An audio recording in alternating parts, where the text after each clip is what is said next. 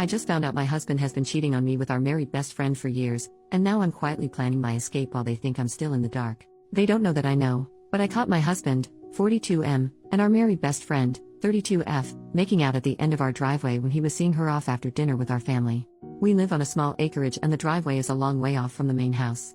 She had forgotten some crockery at the house and I decided to walk it over, because for some reason the two of them always took a while to say goodbye. Now I know why. That's when I saw them lit by her car's overhead lights. Making out in the front seat with our best friend straddling my husband.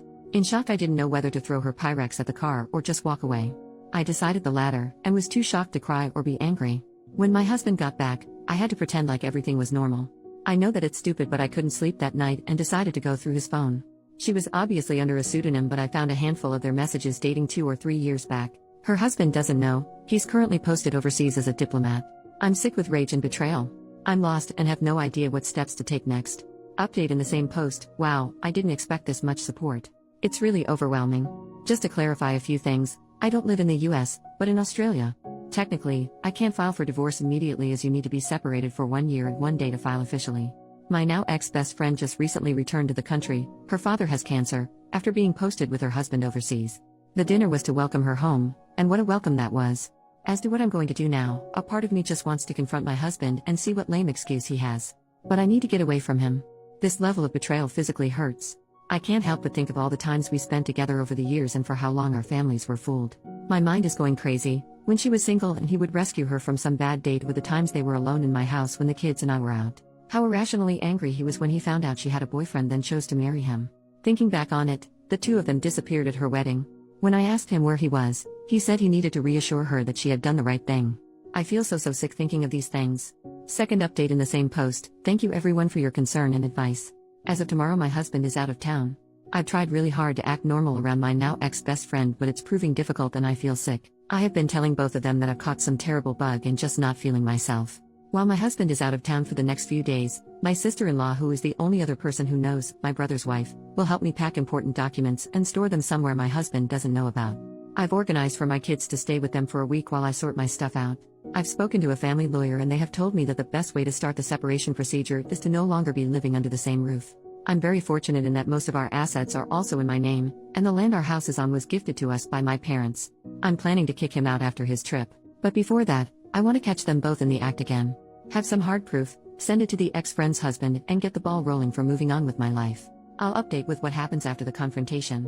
Final update in the same post. My husband came home 2 nights ago from his trip.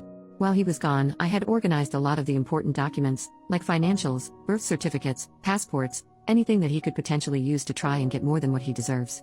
They are now safely stored and my kids have been staying with their aunt and uncle for the past few days. I had packed all my husband's things and he has been really good at keeping his tracks clean because there was no evidence of his affair within his stuff. I placed all his belongings in the garage ready for the confrontation with him. I was super nervous because I wasn't sure if I was making the right decision. Once he came home and I remembered seeing him kissing our best friend, I remembered the deep hurt they had caused. I was in our kitchen when he came home and he knew straight away something was wrong. During that week I had been distant and had barely answered his texts and screened his calls. I did answer every now and again and gave the kids a chance to speak to their dad. He asked me why I hadn't been responding to his texts and he tried to kiss me, but I turned away, and before I knew it, the first things that came out of my mouth were, "I want a separation."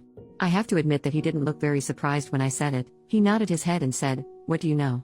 Which was just a punch in the gut, because I wanted him to deny it or say something like it was a one-off thing. I asked him to tell me everything, like when did it start? And he said they started about 10 years ago. At first it was flirtatious messaging and a sneaky kiss in the office when they briefly worked together, and the affair was on and off. She apparently always felt guilty, and her way out of that was to marry the next man that was interested in her and proposed. He admitted that they made love on her wedding day, and when he is out of town they meet. At this point I couldn't breathe and I was sobbing. I hated that the next words out of my mouth was, "Did you even ever love me?" He hesitated and said yes of course, but he was never in love with me the way he was with her. I cleared my throat and had said to him that he should tell her husband. There is no point hiding it anymore. I told him that all his stuff was in the garage and he can find somewhere else to stay. I let him know that I have spoken to a family lawyer, and I told him that when I feel ready, and only when I feel ready, will we see each other again and talk about the future arrangement with the kids. I said any further communication can be done through my sister-in-law or my brother. I told him he is allowed to see the kids but only at their place. I am of course wanting full custody of the children because it hurts too much to give him anything at this point. He agreed to all my points because he knew he was in the wrong. He tried to say sorry and then I absolutely lost my cool and screamed, "No freaking no way are you sorry, For 10 freaking years you have both deceived everyone we know. Please take your crap and leave and tell that woman you have been screwing for 10 years that I do not ever want to see her freaking face again. Certainly not my shining moment, but also a culmination of all the hurt and anger over the last few weeks that they have caused. I have no intention of talking to my ex-best friend or really to my soon-to-be ex-husband until I have had the time to grieve. New update, 1 year later. Thank you everyone who has been messaging over the last year to see how I'm going and asking for an update. It's been a crazy, painful year. But our divorce has been finalized, and I'm free. My ex-husband and my ex-best friend, as no surprise, are now in an actual relationship after the ex-best friend's husband found out about the affair. He divorced her, and since then we have met up for coffee to check in on each other and our mental health. He's been great, sending encouraging messages, and he lives overseas and from his Facebook updates has started dating again. So I'm very happy for him. The legal and custody battles had been fairly stressful, but the ex-husband agreed to all my terms. The custody of the children was the only thing he really fought for. I have custody of the kids and he sees them on the weekends. The kids, including myself, have all been going to therapy separately. My ex-husband wants to see them more, and during school break the kids have the choice to stay with him or me. They have been good about it and stay with him for a week or so and then back to their mummy. Apart from necessary conversation, I steer away from my ex-husband and the ex-best friend. It still hurts so much and I understand that it will take some time to heal. But I am letting go because I don't want them to have that level of influence over my life. They got their little happy ending, I guess. I decided to sell the property we were living in and move closer to family and friends because, as you know, it takes a village. And I have been extremely grateful for the support I have received over the last year. I'm tearing up just as I'm writing this, knowing that I couldn't go through all of this without my loved ones. And for myself, I'm happy overall, still a work in progress but grateful for life.